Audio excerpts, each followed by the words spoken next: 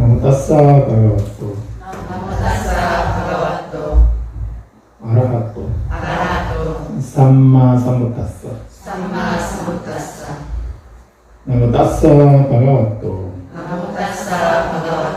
アラハトサンマサムタッサ세상에 존귀하시네 거룩하시네 올바로만이 깨달으시네 주님께 예경하나이다.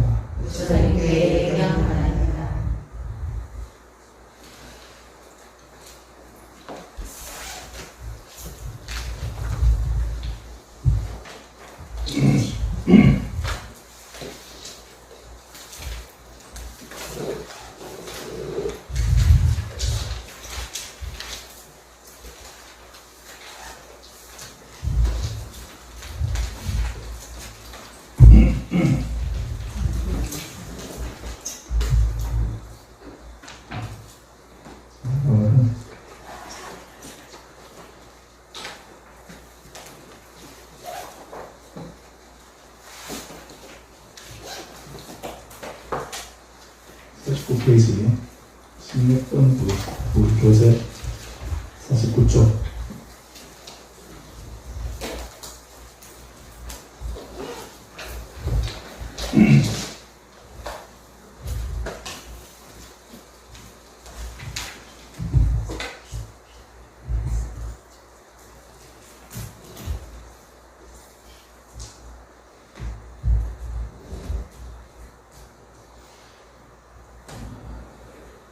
여러분 계속 말씀드릴 부분이긴 한데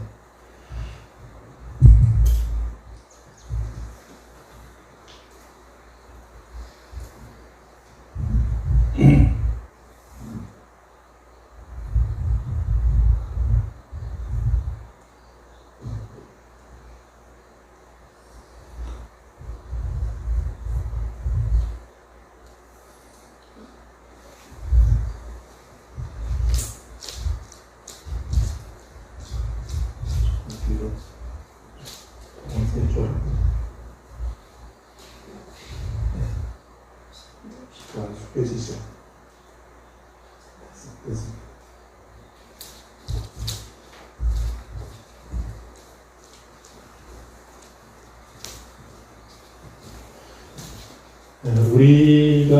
우리에게 일어나는 우리들이 살아가는 이 세상을 불교에서는 사바세계라고 그렇게 합니다. 사바세계라고 하는 말은 그래서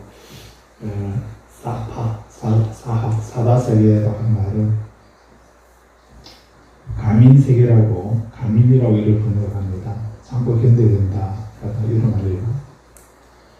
그리고 이 세상을 또 다른 말로 고해라고 이렇게 말하지요. 고통을 받아다. 그래서 고해라고 하는 것처럼 우리들의 삶은 끊임없이 길흉화복이 번갈아 일어나는 그런 삶이라고 할 수 있습니다. 그런데 이런 것이 왜 생기는가? 이것이 어떻게 생기는가? 어떻게 해서 생기는가 하고 그리고 또 하나 우리가 이 세상을 살다가 다음 세상은 어떻게 되는가? 사후에는 우리는 어떻게 되는가 하는 이 문제. 우리가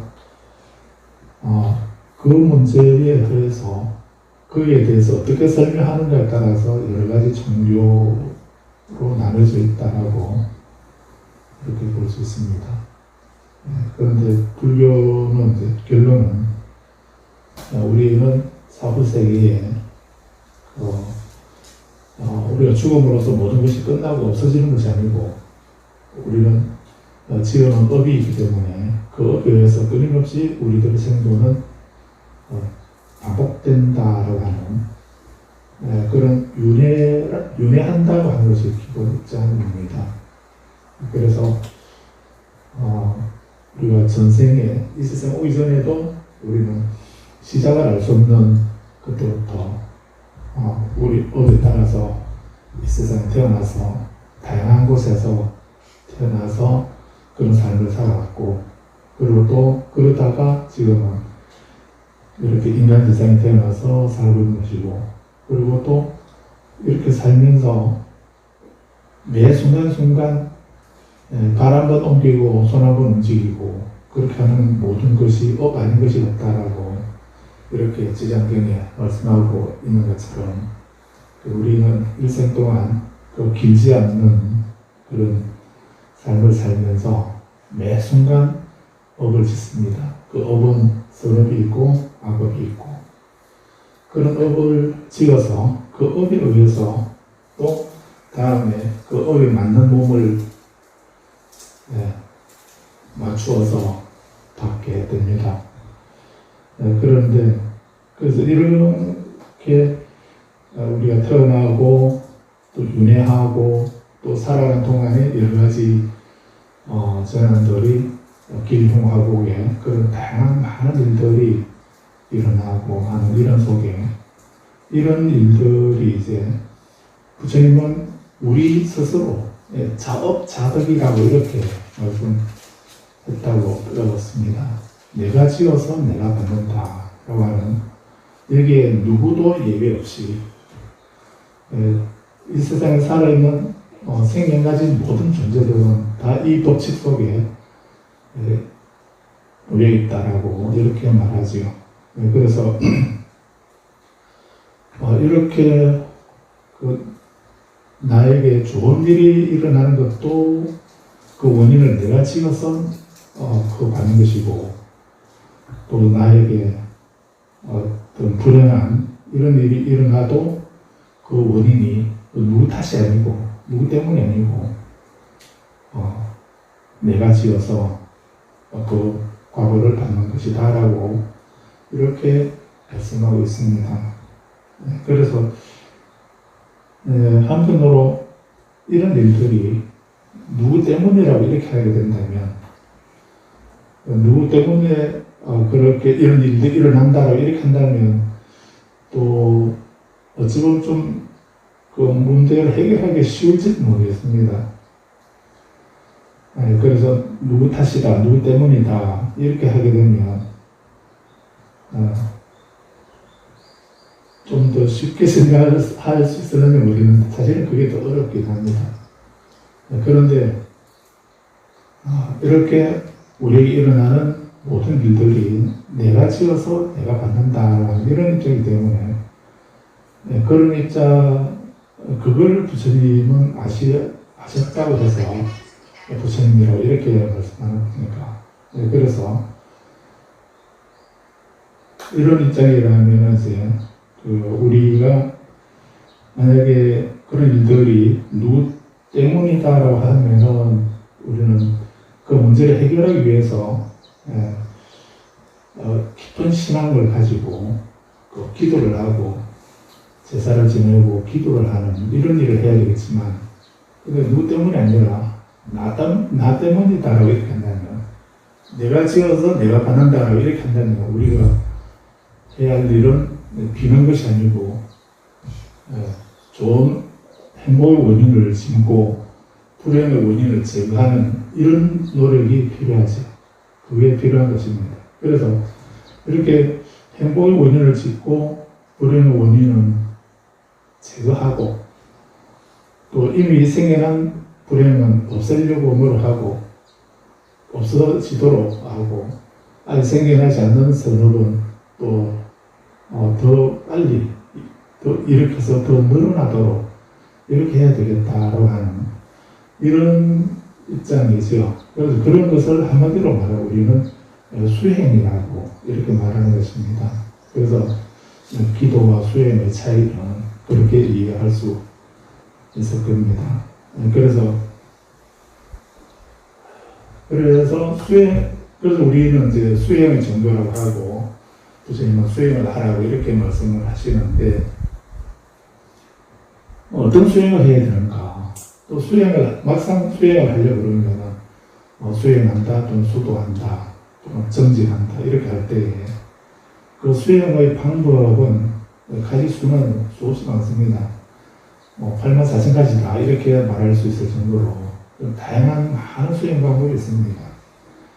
그래서 그런 가운데 우리는 이제 연부를 한다든가 다람쥐를 배운다든가 또는 경전을 독경을 한다든가 또 사경을 한다든지 또 절을 한다든지 이런 여러 가지 수행 방법이 있을 겁니다.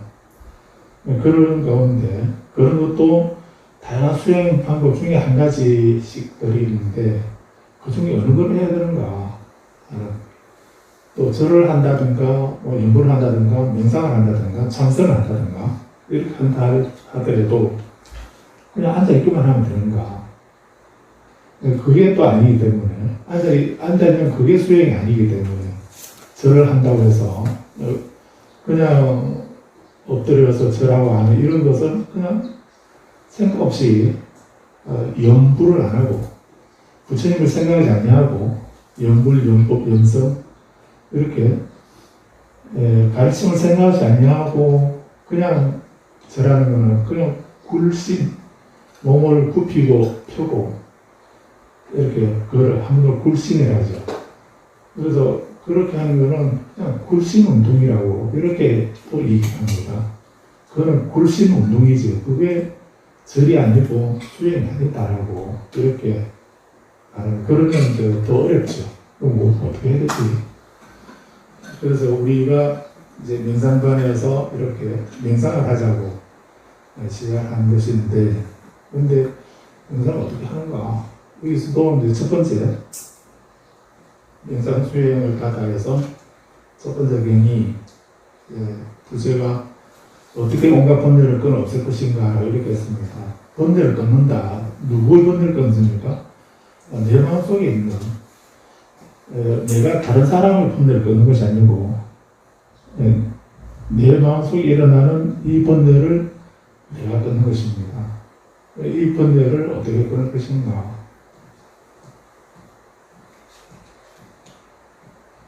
그래서 부처님이 넷선사절의 그 말씀을 모아둔 그 어록을 보게 되면 어록에는 그런 말씀이 있습니다. 오리수 나무 아래에서 부처님께서 무상정등각을 깨달으셨다. 그건 부처님의 일이지 내 일이 아니다. 그건 부처님의 일이죠. 그건 부처님의 일이고 내 일이 아니죠. 부처님은 그런 6년 동안 난임 고행을 통해서 그런 고행을, 목숨을 건 그런 고행을 통해서 깨달음을 얻으시고 부처님이 되셨지만 그건 부처님 당신의 문제이지 내 문제는 아니죠. 그래서 누가 한 사람이 그 십자가를 짊어지고 못 박혀 죽게 되면 일체 중생이 다 고난에서 구원을 받고 죄가 사라지고 구원을 받고 구제가 되고 이렇게 된다면 얼마나 좋겠습니까? 근데 그거는 그분의 문제지 내 문제는 아니죠. 그래서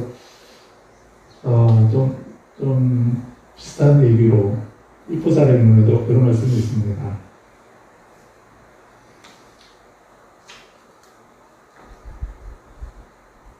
사나운 코끼리가 우리가 덤벼들게 되면 우리 그 코끼리가 우리를 낭떠러지 아래로 밀어버리게 되면 그렇게 하게 되면 우리는 죽게 되겠죠. 그렇게 사나운 코끼리가 나를 낭떠러지 아래로 밀어버린다든지 아니면 짓밟아버린다든지 이렇게 하게 되면 우리는 목숨을 잃게 되는 거죠. 그래서 그런 그 난폭한 포악한 그 코끼리가 내 목숨을 빼앗아갈 수 있어도 그 코끼리가 그 큰 덩치로 나를 밀어가지고 낭떠러지 아래로 떨어뜨려서 나를 죽게 할 수는 있겠지만 그 코끼리가 나를 사막도에 떨어지게 하지는 않는다.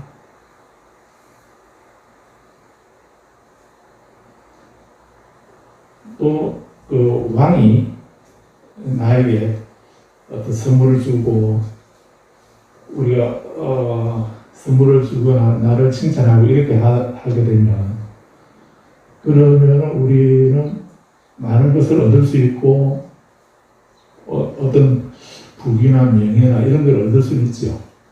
그런 걸 얻을 수는 있겠지만 그러나 그 왕이 우리가 왕에게 잘 충성을 했을 때 그 왕이 우리에게 선물을 주고 나에게 부귀와 명예나 이런 거를 부와 명예를 줄 수 있을지는 몰라도 그 왕이 나에게 깨달음을 열반을 성취하게 해주지는 못한다. 그러니까 내가 깨달음을 얻거나 내가 악도에 떨어지거나 하는 것은 내 문제지 다른 사람이. 그래서 이 비슷한 얘기로 북고기에서도 그런 얘기가 있습니다. 다른 사람의 칭찬에 의해서 다른 사람의 칭찬에 의해서 찬탄에 의해서 내가 성장이 되는 게 아니다. 다른 사람이 나보고 저 스님은 아라한이다라고 큰 스님이라고 이렇게 말한다고 해서 내가 큰 스님이 되는 게 아니죠. 사실은 저는 조상을 잘 만나가지고 출가하면서부터 큰 스님 소리도 듣고 또 출가해가지고 바로 노스님이라는 얘기도 듣고 스님 녹아나가지고 그래서 노스님이라는 얘기도 듣고 키가 크다 보니까 큰 스님이라는 소리도 듣고 처음은 어린 아이들은 처음 보면은 막 울다가 나중에는 부처님 이렇게도 하고 그래서 아기들이 나보고 부처님을 한다 해서 내가 부처님입니까? 내가 나보고 큰 스님이라고 부르고 노스님이라고 하고 장로라고 부르고 이렇게 한다 해서 내가 그 큰 스님 되는 거 아니지 않습니까? 그런 것처럼 이렇게 우리 다른 사람의 칭찬에 의해서 내가 성자가 되는 게 아니다. 반대로 다른 사람의 비난에 의해서 내가 도둑이 되는 것이 아니다. 도둑이 되는 것이 아니다. 악인이 되는 게 아니다. 이렇게 독구경에도 그런 말씀을 하고 있습니다. 그래서 말이 산만해졌는데 줄이면 이렇게 우리가 성자가 되거나 악인이 되거나 또는 깨달음을 완성하거나 건강에 열반을 성취하거나 또는 악도에 떨어지거나 이런 것이 모두 나에게 있는 것입니다. 나의 행위, 나의 업에 있는 것입니다. 그래서 이렇게 어떻게 온갖 번뇌를 끊을 것인가, 이 번뇌를 끊는 것을 부처님이나 어떤 초월적인 능력을 가진 그런 분이 계셔서 그분에게 잘 부탁을 하고 빌면은 그분이 나에게 은총을 내려주셔서 내게 있는 이런 번뇌가 사라지게 된다면 우리는 영험 있는 도량을 찾아다니면서 그렇게 기도하면 되겠죠. 그런데 내 속에 있는 번뇌는 그렇게 없어지는 것이 아니기 때문에 그래서 여기서는 이 경에서는 온갖 번뇌를 끊는 방법을 7가지를 말씀하고 있는 것입니다. 그래서 이 7가지를 이런 것을 내가 해야 된다는 이런 얘기고 그리고 또 이 7가지뿐만은 아니죠. 7가지만 있는 것이 아니고 또 수없이 많이 있겠지만 크게 이런 7가지 방법으로 번뇌를 끊어 없앨 수 있다라고 주님께서 말씀을 하신 거죠.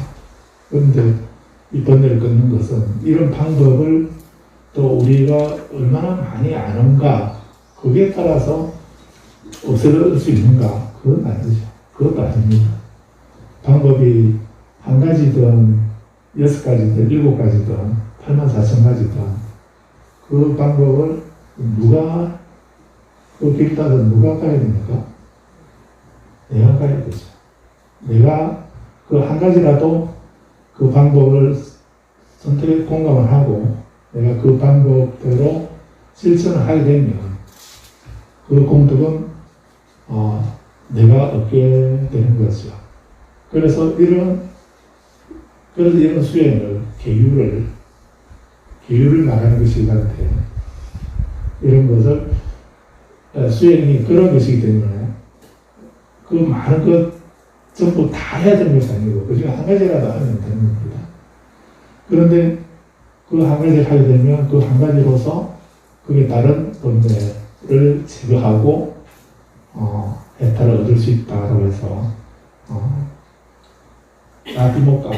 빠티모카라고 해서 바라제목차 이렇게 하고요. 한문으로 바라제목차라고 또 언사를 하는데 한번 번역하면 별해탈이라고 이렇게 말합니다.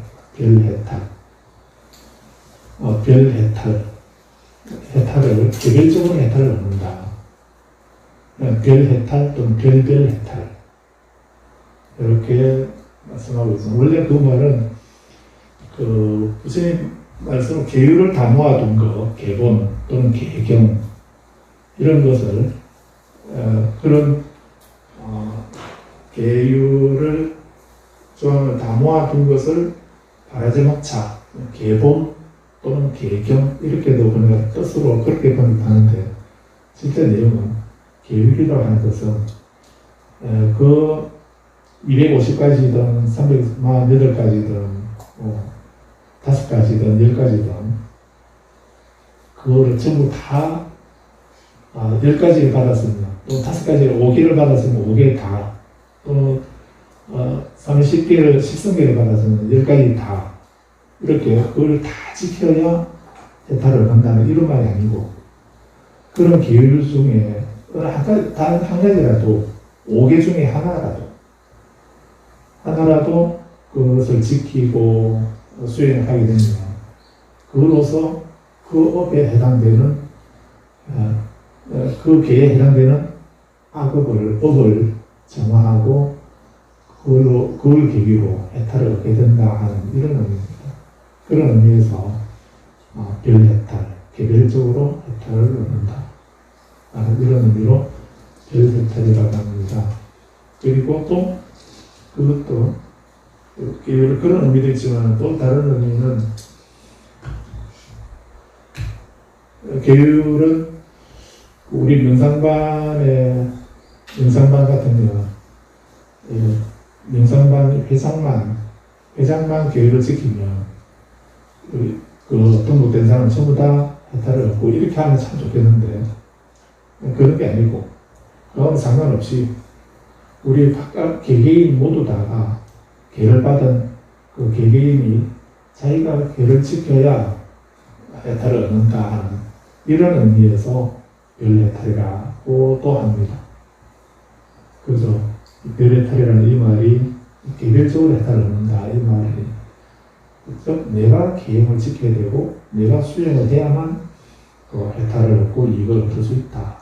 소재와 길상을 얻으려고 그러면 내가 수행을 해야 된다 하는 이런 의미고 또 그런 의미도 있지만 또 하나는 이렇게 이 경에서 7가지를 말씀하고 있는 가운데 이걸 다 기억해서 다 실천해야 되는가 그러면 더 좋겠지만 그래 안 하더라도 이 7가지 중에 크게 제목은 7가지인데 또 거기 나오는 가지 세세한 가지 수라는 더 많지요. 그 중에 그 많은 것 가운데 단 한 가지만이라도 한 가지라도 실천하게 되면 그게 수행이 있기 때문에 그 수행력으로 해탈을 얻게 된다 하는 번뇌를 끊을 수 있게 되고 번뇌를 끊게 되면 깨달음을 이루고 완성하게 되는 거죠. 깊이는 다르겠지만 그래서 좀 어렵게 길게 말씀드렸는데 줄이면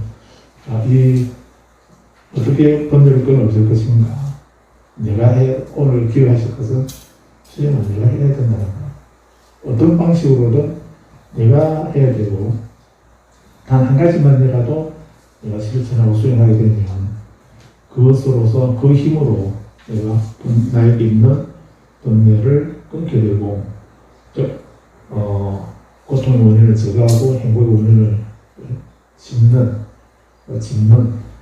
가지는 이런 인연이 되어서 내가 해탈의 이익을 성취하게 된다는 이런 의미입니다. 자, 그래서 16번이 이제 지난주에 봤던 부분이죠. 피함에 의해서 끊어져야 하는 번뇌가 있다라고 했습니다. 그래서 피함에 의해서 끊어지는 번뇌가 있는데, 그래서 이런 것을 피하게 되면은 곤혹과 고뇌에 가득 찬 번뇌가 생겨나지 않게 되겠지만, 피하지 않게 되면은, 이런 것을 피하지 않으면은 곤혹과 고뇌에 가득 찬 번뇌가 안 생긴 번뇌는 생겨나게 되고, 이미 생겨난 번뇌는 더 늘어나게 된다고 이렇게 했습니다. 그래서 우리가 피해야 될 그 대상이 어떤 것인가, 무엇을 피해야 되는가, 세 가지를 말씀하고 있습니다. 적당한 자리인가, 또 적당한 장소인가, 또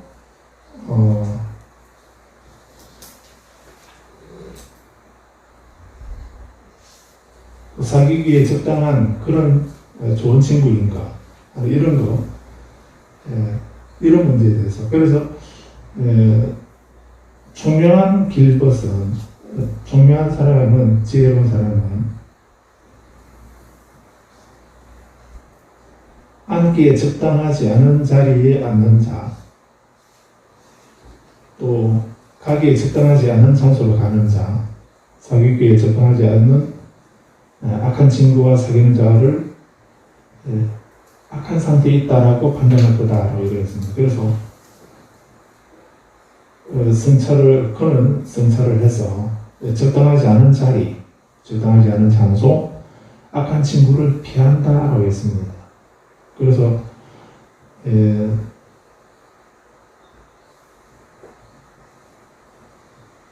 위에 보면은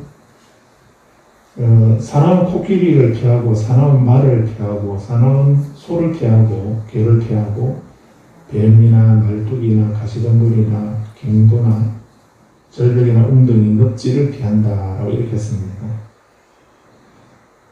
이런 곳은 사나운 코끼리나 말이나 소나 그런 동물들이나 또는 그런 위험한 장소나 이런 곳에 가게 되면, 그런 것은 어떤 사람이라도 그런 것에 가게 되면은 어떤 다른 안 좋은 일이 일어나게 되고, 장애가 일어나게 되고, 또 다치거나 또는 해를 입을 수 있는 이런 가능성이 많지요. 그렇기 때문에 그런 것은 당연히 피해야 되는 거죠. 그래서 적당하지 않는 자리, 또 적당하지 않은 장소, 또 악한 친구를 피하는 거, 이거 당연히 그렇게 해야만 되는데, 근데 우리가 이렇게 우리에게 어떤 장애나 어떤 어려움을 가져다 줄 수 있는 이런 것을, 이런 적당하지 않은 자리, 적당하지 않은 장소, 악한 친구, 이런 걸 피하지 않으면서, 그런 사람과 어울려 있으면서, 그러면서 자기에게 다른 그 곤혹이나 고뇌에 가득 찬 번뇌가 생겨나지 않기를 바란다 한다면, 그건 안 된다는 이런 얘기입니다. 그래서 우리가 수행을 하려면, 그래서 다른 이 말씀에 근거해서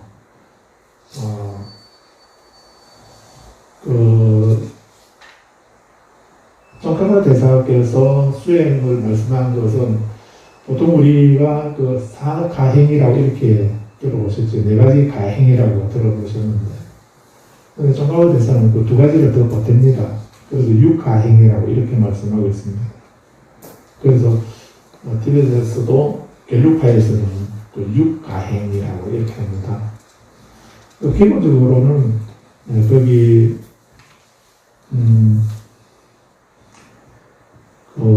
절을 하는 거, 대개 절을 하는 거 하고,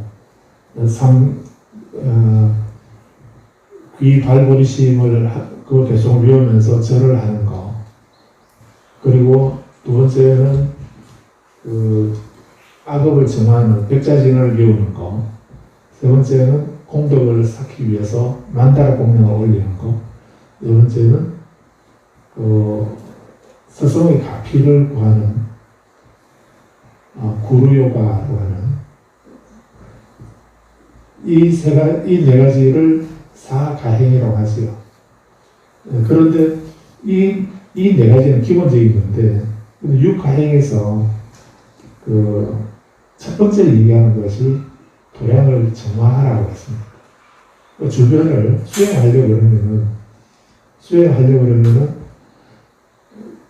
일단 본인 방에서 하거나 절에서 하거나 어느 장소에서 수행을 하더라도 그 장소는 상관없는데, 그래서 본인이 수행하려고 하는 그 장소를 주변을 먼저 깨끗하게 쓸고 닦아서 청소를 하라고 해서 이렇게 말하고 있습니다. 그래서 그게 육가행 중에 첫 번째가 도량을 정화하라고, 도량을 깨끗이 정리정돈을 하라고 이렇게 얘기를 하고 있습니다. 그래서 우리가 수행하려고 하면서 주변이 산만하게 이렇게 해놓고 그 상태에서 수행을 하려면 집중이 잘 안 되죠.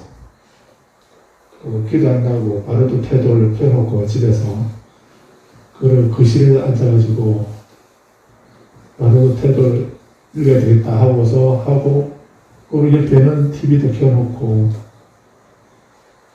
또 설거지 할 것도 그대로 내버려 두고 일단 기도 시간이니 기도부터 먼저 하자 이렇게 해서 만약에 그렇게 하게 되면 그러면 정의 정돈에 안 된 상태에서는 기도를 하려면 집중이 잘 안 되죠.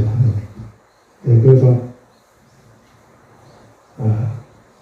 그 가행을 할 때 첫 번째 종가반에서 하신 말씀에 첫 번째가 그 도량을 정화하라라고 하는 이 말씀을 하신 게 바로 여기에 피함에 의해서 끊어지는 법령에서 여기 적당하지 않은 자리나 장소나 또 악한 친구를 피하는 거,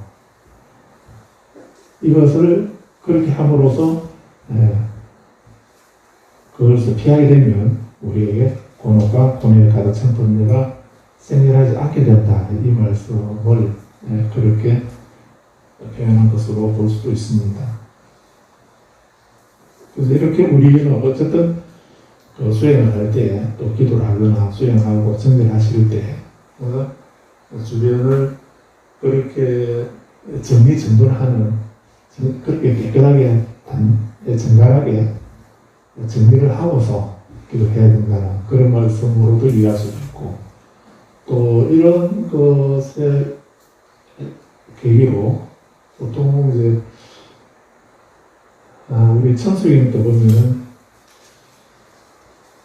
그 사방참이라고 하는 것이 있죠. 일세 동방결도랑 이세남 바득 정양선세 서방구 정토 사슬 동양가 도량장 도량청정무하의 선포설용 강차지 아금지성 묘지는 라고 계속 외우고 계시는데 정리정돈 안 해놓고 그것만 외우고 앉아있으면 그래서 근데 그 사방참 도량참이라는 그 말씀도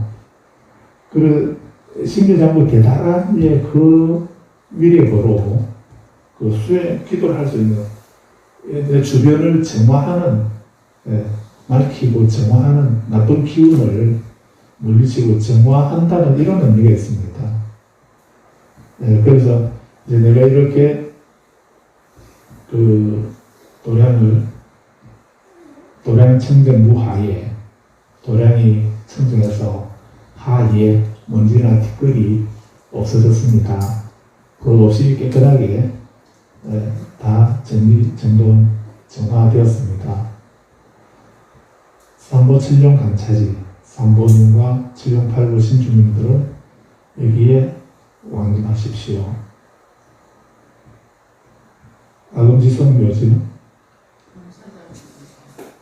내가 지금 미미한 진언을 외우니 부처님 말씀을 읽고 보고 이렇게 수행하오니 원사자비라고 보는데 그 엄밀한 또는 심오한 깊은 그런 가호를 내려주셔서 가호해 주십시오라고 하는 이런 의미거든요. 거기서도 여기서는 이제 그 심지어 대단한 일을 배워서 우리 눈에 보이지 않는 그런 부정한 기운들, 나쁜 기운들을 정화하기 위해서 대단한이라고 하는 그 부처님 말씀의 의미를 다 함축하고 있는 다란이, 총지, 그 다란이의 관세음의 실력이 담겨있는 그 다란이를 배워서 어떤 눈에 보이지 않는 사악한 나쁜 기운을 정화한다는 이런 의미이고, 근데 여기서 피하는 것은 적당하지 않은 장소나 또는 자리나 나쁜 친구는 실제로 바깥에 있는 우리 눈에 보이는 손으로 만질 수 있는 우리 주변 환경을 이렇게 정화하고 난 뒤에, 그리고 그 상태에서 그렇게 정화된 상태에서 이제 수행을 해야 된다, 이런 의미로 이해할 수도 있습니다. 17번은 제거에 의해서 끊어져야 하는 번뇌가 있다라고 하는데, 그 제거에 의해서 끊어지는 번뇌는 무엇을 제거하는가? 성찰에 의해서 이치에 맞게 이미 생겨난 감각적 쾌락에 대한 욕망에 대한 사념, 욕망에 대한 생각, 보는 거나 듣는 거나 이런 감각적 쾌락에 대한 욕망의 생각을 가지고, 그런 생각을 가지고 있으면은, 우리가 번뇌를 끊을 수가 없고, 또 어떤 번뇌가 더 생겨나고, 어떤 번뇌가 더 늘어나고, 이렇게 할 수도 있죠. 그렇기 때문에, 첫째, 감각적 쾌락에 대한 욕망의 사념을 용인하지 않고, 그런 생각을 버리고, 제거하고, 끝내버리고, 없애버려야 된다. 뭘 제거해야 되는가? 욕망에 대한 사념, 생각을 용인하지 마라, 인정하지 말고, 버려버리고, 제거하고, 끝내버리고, 없애버려야 된다. 두 번째, 분노에 대한 사념. 이미 생겨난 분노의 사념을 버리고, 제거하고, 끝내고, 없애버려야 된다. 그걸 가지고 있으면서, 여기 명상한다고 하면서, 속으로 한번 두고 보자 하고, 이런 분노의 마음을, 그래서 얼굴이 불그락 하면서, 어깨가 들썩들썩 하면서, 그런 상태로 또 명상한다고 앉아있게 되면, 집중이 되겠습니까? 그래서, 수행을 하려면, 일단, 이렇게 분노에 대한 생각을, 그걸 버려야 된다. 버리고, 제거하고, 끝내버리고, 없애버려야 된다. 세 번째는, 폭력에 대한 사냥. 네 번째는, 이미 생겨난 악하고 불균형한 상태를 용인하지 마라.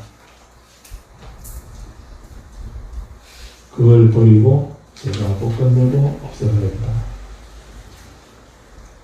그래서 이렇게 욕망이나 분노, 폭력, 악하고 불균형한 상태, 이런 것을 용인하고 이런 것을 버리지 않고 가지고 있고 그것을 계속 하고 있게 되면은, 그러면은 본업과 본의에 가득 찬 번뇌가 생겨날 거겠지만, 이런 것을 제거하게 되면 본업과 본의에 가득 찬 번뇌가 생겨나지 않을 것이다 라고 했습니다. 뭘 제거해야 되는가? 욕망에 대한 사념, 분노의 사념, 폭력의 사념, 악하고 불균형한 상태, 이것을 제거하는 것 함으로써 본업과 본의에 가득 찬 번뇌가 생겨나지 않게 된다라고 했습니다.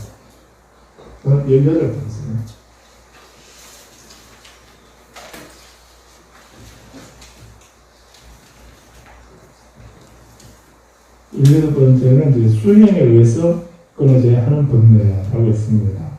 수행에 의해서 끊어져야 하는 번뇌.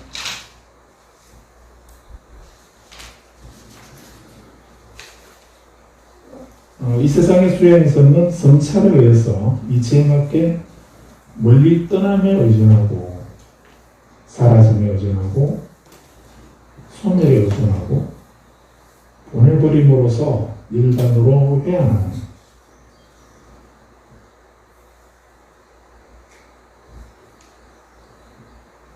세기의 깨달은 고리를 수행한다. 그래서 멀리 떠나는 거, 사라지는 거, 소멸하는 거, 보내버리는 거. 이렇게 함으로써 우리가 얻게 되는 것은 바로 열반인 것입니다. 열반은 멀리 떠나기 위해서 사라지고 그리고 소멸하고 보내버림으로써 열반을 성취하게 된다는 것입니다.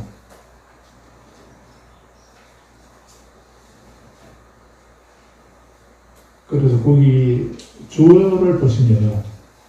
글씨도 있는데 27번 주를 보시면 열반을 해야 한다는 것에 대해서 주를 말하고 있습니다.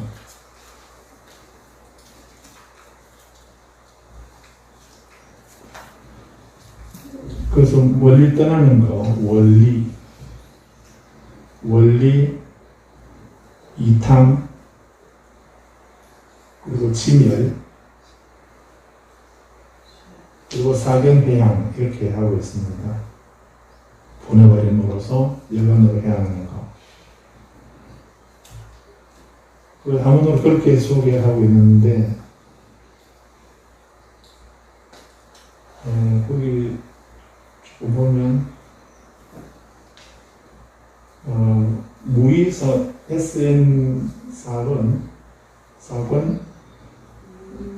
거기 보게 되면 무의상응 한자 보입니까? 그 무의상응할 때 상자가 생각할 상자로 되어 있죠. 그 생각할 상자로 되어 있습니다. 그거는 잘못이고요. 오자고 그 밑에 생각할 상자 밑에 마음 심자 그 빼버리고 모양 상자 상응 서로 응한다 이런 의미로 모양 상자입니다. 그래서 그 성의타니까요 무의상응이라고 하는 거기에 보게 되면은 그 열반에 대해서 24가지를 말씀하고 있습니다. 그 열반을 주제로 한 그런 무의상응, 무의라는 말, 열반의 다른 말이기도 하거든요. 그래서 무의상응이라고 하는 거기에 그 경이 24가지 경이 있는데 그 중에 11가지의 열반에 대한 표시가 있는데 열반에 대한 다른 이름 열반을 무의 또는 무루, 불로, 무견 또는 무기론, 무제, 무제법 그리고 무애 9번에 이탐 10번째 불사 11번째 애진 12번째 무착 이렇게 이런 주제로 되어 있는 경이 있습니다. 상이다니까요. 이렇게 이 이름으로 경이 있는데 근데 그 경 중에 이런 이름들은 그 부정적인 언표로 등장하는 설명하고 있는 그래서 무자라든가 불자라든가 이런 것이 포함되어 있죠. 그래서 그 말 자체는 좀 부정적인 그런 의미를 가지고 있는 단어로 되어 있다는 이런 의미죠. 그래서 부정적인 언표로 등장하는 것으로 무의한 것이 없다, 함이 없다, 무로 세는 것이 없다, 불로 늙지 않는다, 또는 무견 지시하지 않는다, 또는 무희론 희론이 없다, 무제 제한이 없다, 무제법 제법이 없다 라고 하는 거. 그 다음 이탐 탐욕을 이긴다, 불사 죽지 않는다, 애진 애착이 애욕이 다했다, 무착 집착하는 것이 없다. 이렇게 이런 말들이 우리 열반이라 하게 되면 열반이라 말이 인도 말이니까 그래서 열반은 모든 분노가 사라진 상태를 말합니다. 그래서 취소, 취멸 이렇게 말한다고 했는데, 그래서 어떠한 번뇌도 없는 상태, 그런 상태를 열반이라고 이렇게 말하는데, 그런 상태를 우리가 이해하기 힘들기 때문에 그런 열반의 상태를 설명하는 방식에 따라서 열반이란 무의다, 무의를 열반이라 한다, 즉 하는 것이 없다, 즉 한다는 말은 번뇌라는 말이거든요. 번뇌가 없다 하는 이런 의미에서 무의. 그래서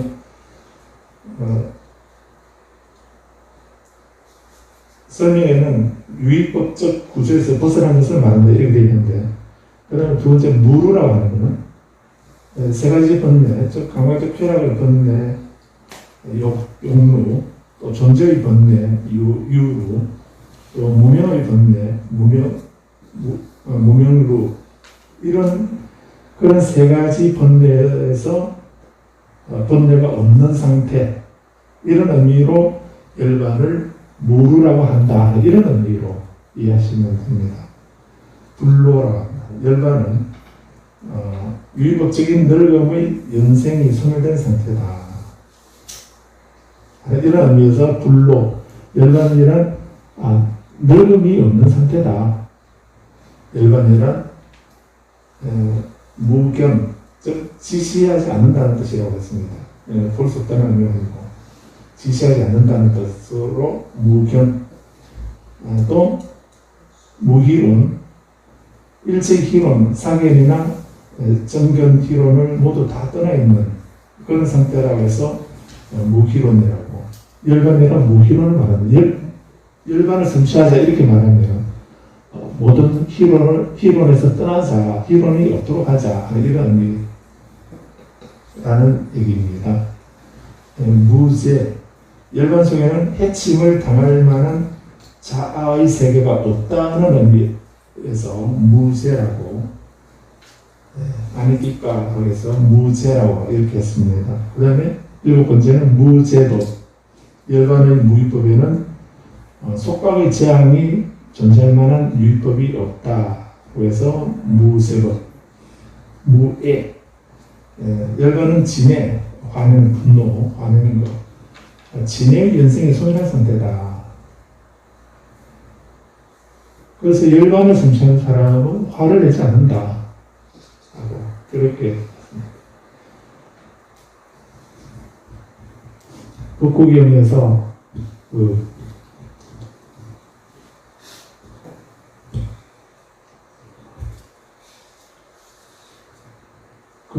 마하반타카하고 쫄라반타카라고, 한문으로는 이제 주리반타카라고 이렇게도 얘기합니다. 그런데 쫄라반타카, 판타카라고 하는 큰 판타카, 작은 판타카 이런 의미입니다.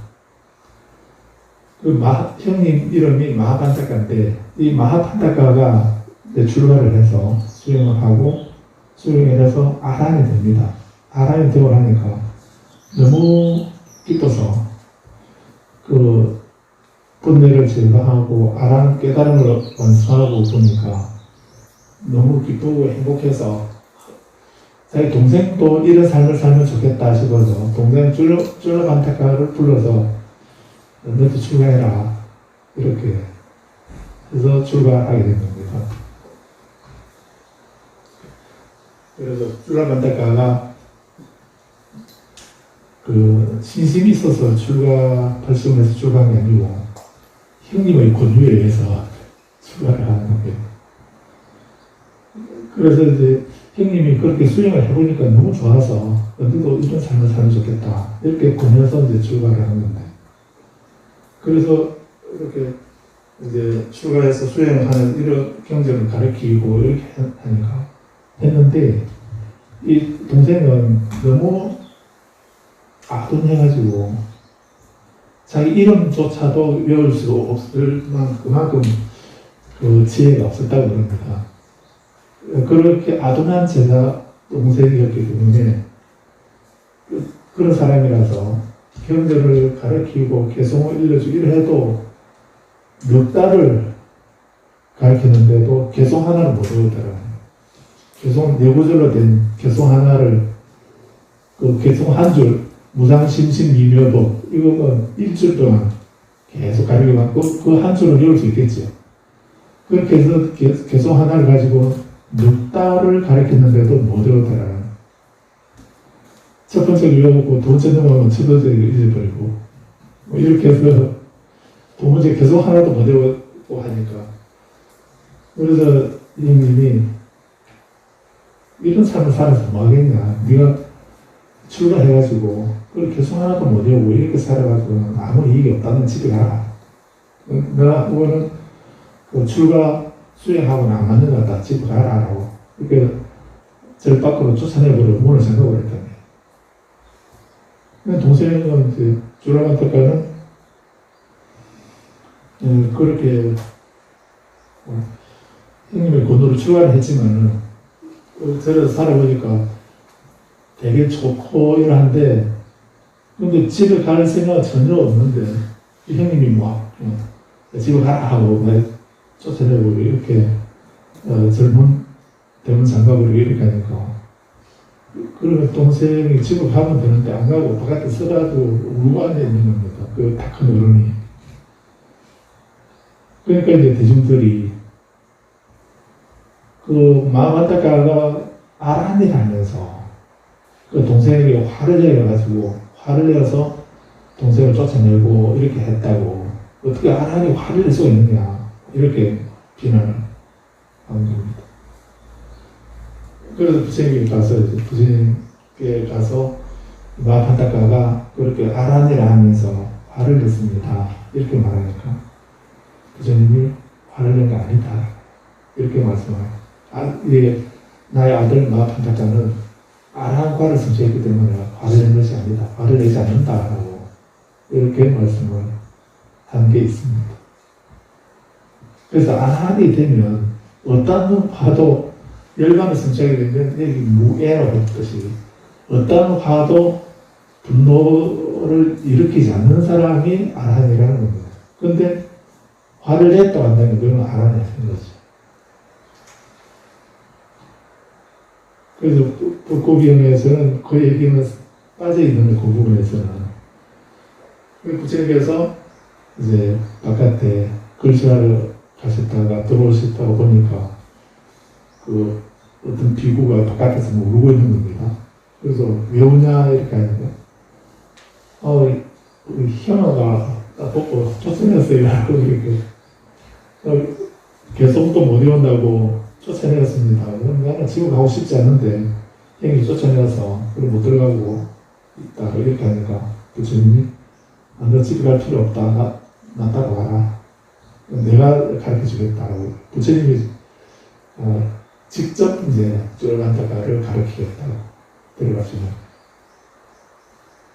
그래서 많은 거 외우려 하지 말고 이 기성 하나만 외워라. 구의불행악하고 한번 따라해 보십시오. 구의불행악 신역무소범 신역무소범 당제차상행 속탈생사관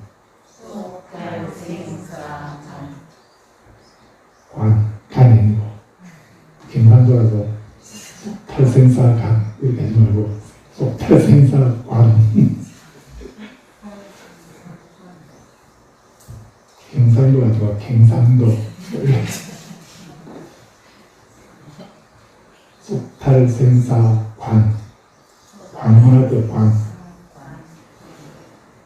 그래서 그 개성을 지어서 이거만 외워라. 이거 외우면서 수행하면 된다. 그런 열반을 성취할 수 있다고 이렇게 말씀하죠.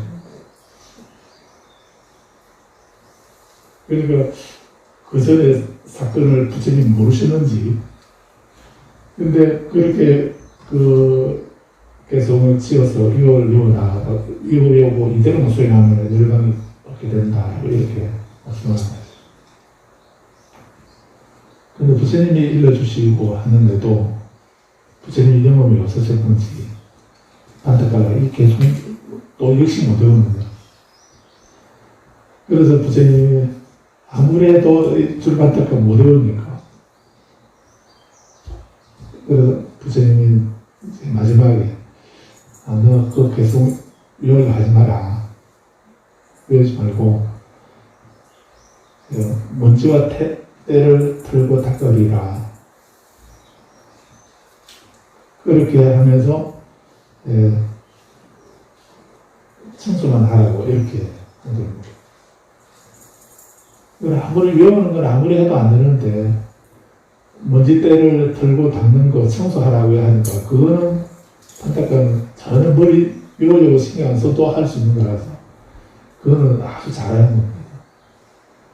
그래서 이제 안타까가 실행해가지고 계속 온 도랑 다니면서 먼지 털고 닦고, 이렇게 비실하고 걸레질하고 이렇게 했습니다. 그렇게 열심히 잘했는데, 그렇게 하다가, 그렇게 열심히 하다가 이제, 나중에 반타가가 부처님께서 먼지를 털고 때를 닦아라. 먼지가 뭐지? 때가 뭐지? 이렇게 생각을 하게 된 겁니다. 그게 뭐 한 겁니까? 쌌디 알아차림을 한 거죠. 그래서 이 먼지가 바깥에 있는 이 먼지도 먼지겠지만 내 마음속에 있는 탐욕, 분노, 어리석음 이것도 문제 아닌가. 부처님이 때를 닦아라고 했는데 바닥에 떨어진 더러운 때 이것만의 때이겠는가. 내 마음의 때를, 분노의 때를, 악업의 때를, 업장의 때를 정하고 밝혀야 되겠다. 이런 생각으로 생각이 깊으신 겁니다. 그래서 그러다가 어느 날 안타까운 신이 나서 부처님에게 달려갑니다. 부처님에게 달려가서 부처님 제가 개송을 하나 지었습니다. 이렇게 말합니다.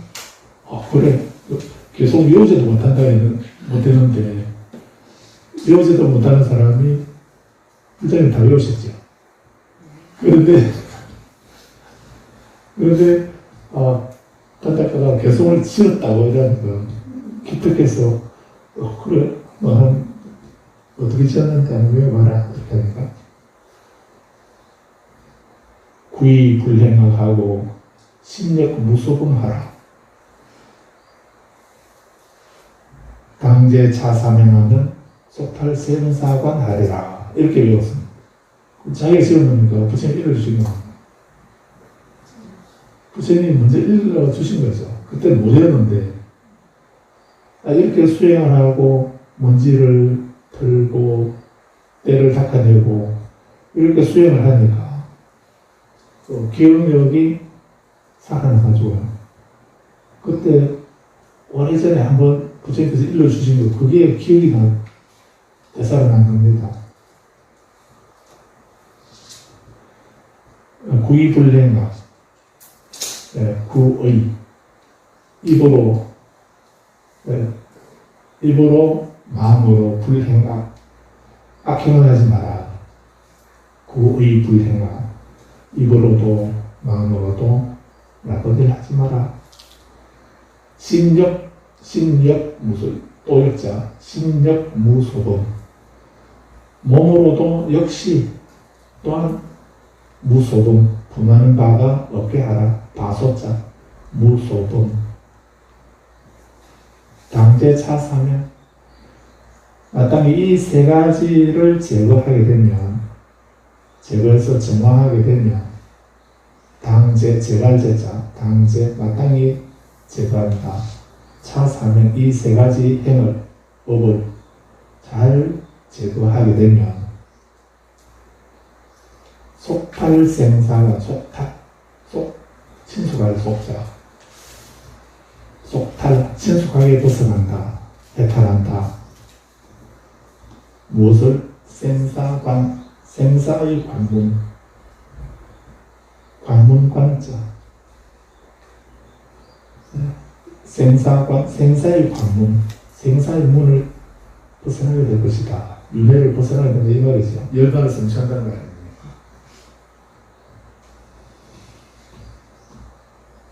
그래서 주리반특가가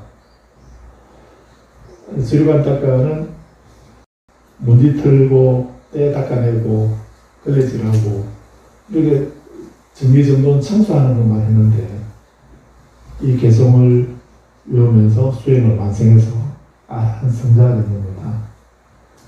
그래서 큰절에 16난 모시는 그런 법당 가끔 있지요. 16난 16분 아라는 모시는 그런 법당을 16난 엄진전이라고 하고 엄진전이라고 하고 나한전 이렇게 하죠. 또 500난을 모시거나 16난을 모시기도 하고 그렇게 합니다. 그 16난 중에 16번째가 주리간닦아입니다.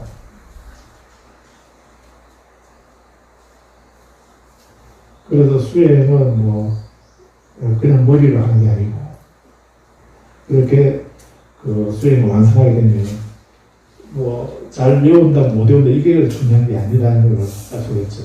그래서 어떤 화도 열반을 무애란다 하는 이 말이 거기에 그래서 마하반타카가 자기 형님이 너는 이 개성도 못 외우니까 집에 가라 라고 쫓아내는데 그게 화를 내서 쫓아내는 게 아니다 하는 거.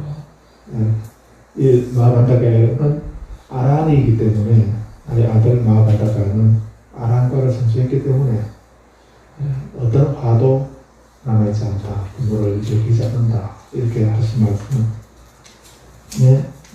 그런 얘기가 있습니다. 그래서 이 열반을 8번에서 무애, 진해의 인생이 소멸한 상태, 어떤 화도 없다. 이런.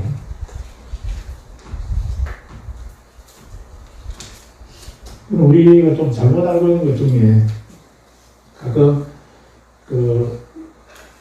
어떤 깨달음을 얻게 되면 확철대오라고 깨달음을 얻게 되면 이제 그런 것에 걸리지 않는다라고 이렇게 해서 어떤 무애행이라고 이렇게 합니다. 그 행위에 걸림이 없다. 뭐 이렇게 해서 무애행을 한다 이렇게 말을 하면서 그래서 깨달음을 완성한 분이 화를 내는 건 화가 아니다. 뭐 이렇게 그렇게 그런 것을 우리가 잘못 이해한 거라고 이래 볼 수 있습니다. 아무튼 이탄 그리고 불상, 애진, 무착 이런 것은 이제 좀 부정적인 그런 표현으로서 이렇게 그 열반을 나타내는 그런 말이고 또 다른 말, 그 다음 페이지에 51페이지 보시게 되면은 좀 긍정적인 이런 그런 의미에서 그런 의미로 또 첫 번째 종극이라고 이랬습니다. 아란에게 행해져야 할 것을 모두 행해졌고 더 이상 윤회의 상태가 아닌 것을 의미해서 아란의 경전 열반을 최고선의 상태라고 하는 이런 의미로 종극이라고 했습니다. 안땀 이렇게 해서 안땀 그래서 종극 이렇게 했습니다. 두 번째는 진제, 세 번째는 빠라 그래서 피함, 네 번째는 극묘, 5번은 급난견, 6번은 견고, 7번은 조견, 빛으로 본다, 조견, 8번은 적정, 극묘, 10번째 지복, 시와 해서 지복, 11번째는 안온, 12번째 희유, 13번째 미성유, 14번째 청정, 15번째 해탈, 16번째 성, 뒷바로 이렇게 한다. 뒷바로 해서 뒷바, 성. 그래서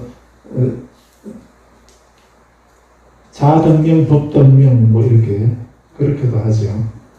그를 할 때 자신을 등불로 삼고 진리를 등불로 삼는다 이렇게 할 때 자등명, 법등명, 등불, 등명 이렇게도 하는데 그 원어가 뒷바입니다. 그래서 뒷바에 그런 등불이라는 의미도 있고요. 또 섬이라고 하는 피난처로서 섬이라고 하는 이런 의미가 있습니다. 그래서 자신을 선물하라. 자주, 독주 주자 써서 섬이라는 의미로 표현하고 있습니다. 그래서 너 자신을 섬으로 하라는 부처님의 표현은 결국 열반을 성취하라는 말로 기억된다고 주에도 설명하고 있죠. 17번은 동굴, 피난처, 땅, 피난처, 11번째 위처. 여기는 빠져 있는데 그 상태니까에는 이제 20번째 구경이라는 말이 있습니다. 피하는 행로로 운명이 확립되었다. 이런 의미로 구경, 빠라야나라고 해서 구경이라고 하는 것, 10번째. 이렇게 구경이라든지 귀처, 피난처, 동굴, 섬, 해탈, 청정, 미정리, 희유, 안온, 지복, 금묘, 접점, 조견, 견고, 급, 난견, 금묘, 피안, 진제, 중급, 이런 말들이 다 열반을 행하는 그런 말이다고 설명하고 있습니다. 그래서 이렇게 좀 긍정적인 그런 표현으로 여기서 20가지, 그리고 부정적인 표현으로 또 11가지 이렇게 이걸 하고 있는데, 이런 것이 바로 열반이라 했습니다. 그런 열반은 어떻게 얻어지는가? 첫째, 멀리 떠남이 있어야 된다. 사라짐이 있어야 되고, 멀리 떠남이 의존하고, 사라짐이 의존하고, 소멸이 의존하고, 그리고 보내버려야 된다. 이렇게 함으로써 무엇에서 멀리 떠나는 겁니까? 번뇌에서 멀리 떠나고, 번뇌가 사라지게 하고, 번뇌를 소멸시키고, 번뇌를 보내버리는 것으로서 우리는 열반을 성취하게 된다. 이런 얘기죠. 그렇게 열반으로 향하는 수행의 첫 번째, 7가지 방법. 첫 번째가 세임의 깨달음 고리라고 했습니다.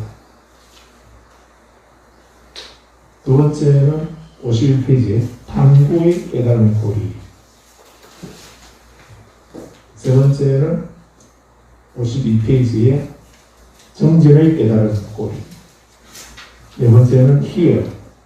다섯 번째는 중간에 안온. 여섯 번째는 집중. 일곱 번째는 평정이라고 했습니다.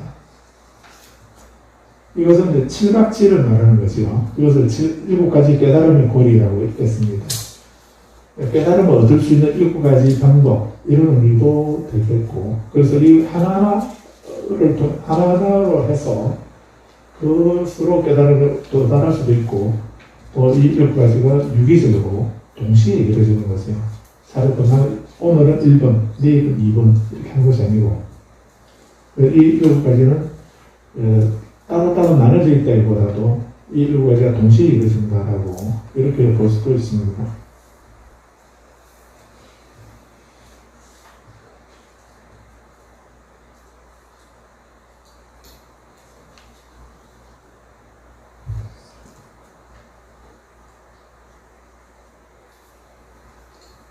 그리고 이제 11번째, 53페이지 수행성들이요. 수행성이 이렇게 관찰에 의해서 끊어져야 하는 번뇌를 관찰에 의해서 끊고, 수호에 의해서 끊어져야 하는 번뇌를 수호에 의해서 끊고, 수용에 의해서 끊어져야 하는 번뇌는 수용에 의해서 끊고, 인내, 참고 견디는 것에 의해서 끊어져야 하는 번뇌를 인내에 의해서 끊고, 피함에 의해서 끊어져야 하는 번뇌를 피함에 의해서 끊고, 또 제구에 의해서 끊어져야 하는 번뇌를 제구에 의해서 끊고, 수행에 의해서 끊어져야 하는 번뇌를 수행에 의해서 끊는다면, 수행성들이요, 그 수행성은 모든 번뇌를 잘 다스려 수호한 자, 가래를 끊고 결박을 푼 자, 올바로 교만을 끊어서 괴로움을 끊는 자라고 불릴 수 있다.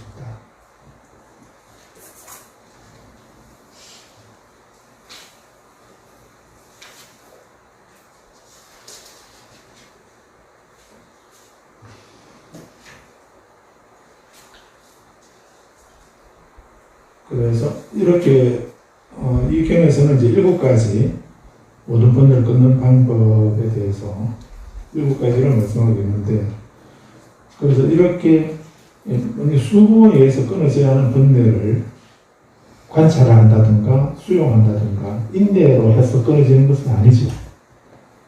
그래서 수고에 의해서 끊어져야 하는 번뇌는 수고에 의해서 끊어져야 되고, 수용에 의해서 끊어져야 하는 번뇌는 수용에 의해서 끊어야 된다는 얘기입니다. 그 인내나 또 비함이나 제거도 마찬가지입니다. 그런데 이 중에서 이렇게 7가지를 말하고 있는데, 실제로 우리가 수행해서 번뇌를 끊는 데 영향을 주고 있는 것은 주에서도 얘기하고 있는데, 이 7가지 가운데 우리가 집중해서 수행을 통해서 끊을 수 있는 이 방법은 2가지. 첫 번째 관찰하고 마지막 수행에 의해서 끊어지는 이 7가지. 이 1번과 7번은 이것이 바로 우리가 번뇌를 끊는 데 직접적으로 영향을 주는 것이라 했습니다. 그리고 그 나머지 5가지는 그 수행의 예비 단계에서 번뇌를 제어하거나 또는 철저한적인 길에 의해서 이루어질 수 있는 출세관의 길에서 혹시나 이루어질 수 있는 끊음을 더 촉진시키는 이런 역할을 하는 것이라 했습니다. 그래서 이렇게 우리가 수호나 수용이나 인내나 또는 피함이나 제거 이런 것은 잘 알아서 제대로 수행을 할 수 있도록 하는 그 조건이나 환경을 만드는 이런 것이기 때문에 이것은 예비적인 단계에서 번뇌를 제어하거나 또는 그 번뇌를 끊는 것을 이루어질 수 있도록 끊음을 촉진시킬 수 주는 그런 역할을 하는 부분이라고 말씀을 하고 있습니다. 그래서 이런 수행을 통해서 우리가 수행을 완성하게 되면 모든 번뇌를 잘 다스려 수호하는 자라고 할 수도 있고, 또 가래를 끊고 결박을 푼 자라고, 또 올바로 교만을 끊어서 괴로움을 끊는 자라고도 부를 수 있고, 그래서 이런 분들을 다른 말로 진리를 깨달았다 이렇게 말하면 부처님 이렇게 말하는 거고, 또 거룩한 분이라 해서 아라한, 은공, 거룩한 님, 또 두루 다 알아야 돼서 정변지, 열애, 은공, 정변지, 무상사, 천인사, 불세종까지 이렇게 그런 다른 이름들도 있긴 한데, 그래서 그렇게 불려질 수 있는 분, 모든 번뇌를 잘 다스려서 수호하는 사람, 또는 가래를 끊고 결박을 푼 자, 올바로 교만을 끊어서 괴로움을 끊는 자, 가래를 끊고 결박을 풀었다라고 이렇게 할 때, 이 결박을 풀었다라고 하는, 결박을 풀린 상태, 푼 자, 이렇게 할 때 우리는 해탈을 얻은 자, 이렇게 푸른 상태를 해탈이라고 이렇게 말하겠지요. 그래서 우리는 어떤 결박이 있는가? 10가지 장애나 결박이 있다. 그래서 10가지 장애라고 하게 되면 쉽게 어떻게 개자 쓰고 그거를 결박으로 보면 십결 이렇게 하고 있습니다. 그래서 5하분결, 5상분결 이렇게 둘로 나누기도 하는데 1번에서 5번까지는 5하분결, 6번부터 10번까지는 5상분결을 이렇게 말합니다.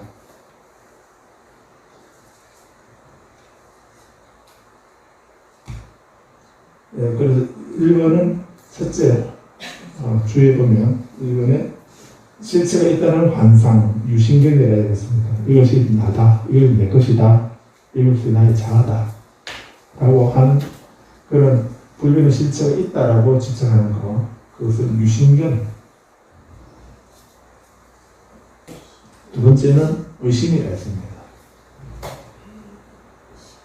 법에 대한 회의적인 의심.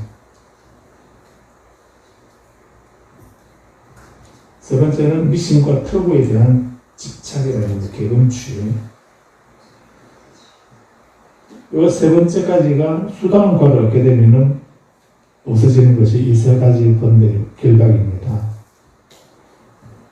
그 수다원을 쉽게 볼 것이 아니고 가장 중요한 이렇게 우리가 끊기 힘든 이 세 가지 번뇌가 그 결박이 풀려 사라지는 이런 단계가 수다원이라는 것입니다. 네 번째는 감각적 쾌락에 대한 욕망, 욕탐. 다섯 번째는 유대, 마음의 분노. 이 5번까지는 사다함이 되면 이 5번까지 사라집니다. 그래서 사다함의 깨달음을, 사다함과를 얻게 되면 한번 돌아오는 님의 경지 이렇게 해서 사다함이라죠. 그 사다함이 되면 오하 분결이 다 끊어진다고 이렇게 합니다. 6번에 형상에 대한 욕망, 7번에 무형상에 대한 욕망, 8번에 자망하는 마음, 9번에 자기 정당화. 이런 것은 아나함과를 얻게 되면 이것이 끊어지는 것이 아니고 약화된다 했습니다. 완전히 끊어진 상태는 이제 아나함과를 얻어야 되고 이 6번부터 7, 8번, 9번까지가 이런 것이 가벼워지는, 약화되는, 세력이 약화되는 상태가 아나함과라 했습니다. 그리고 아라한도까지 되면은 이런 것이 약화되고 아라한과를 얻게 되면은 마지막 무명까지 완전히 사라지는, 없어지는 상태가 그 아라한과라고 얘기를 합니다.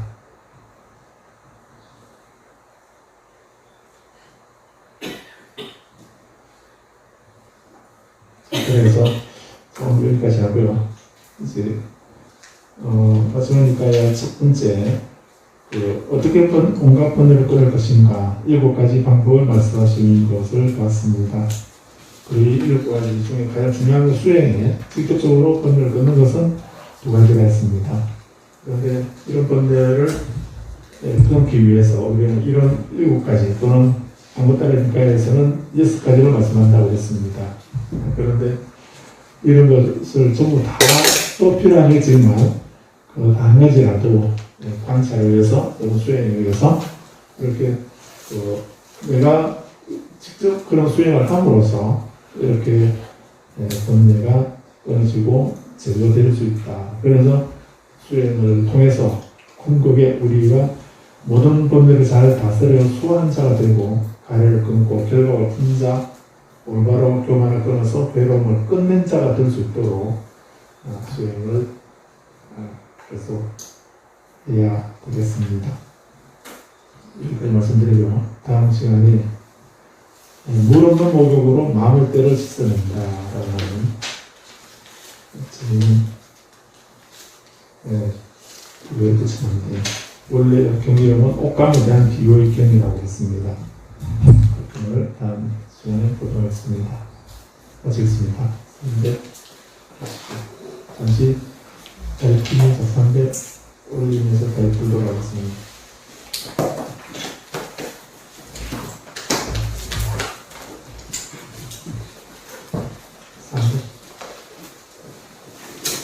네.